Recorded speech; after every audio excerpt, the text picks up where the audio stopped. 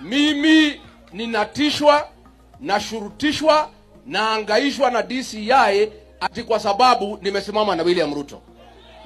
Uhuru Muigai Kenyatta ndio alinijulisha William Ruto mwaka 20 iliyopita.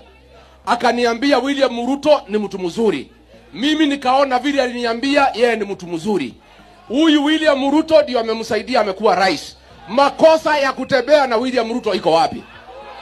Iko wapi? Number 2, makosa ingine naambiwa ati mimi nimefanya. Ati ninaongea mambo ya bei ya maziwa. Sasa maziwa kama haina bei, si lazima niseme.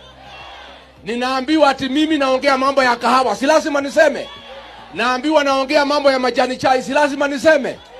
Mimi naambiwa ati na haribu vijana ya bodaboda kumwambia Matiang'i awache kusubua hawa. Sasa hii jela mnataka kutupeleka, si mtajenga jela kubwa sana.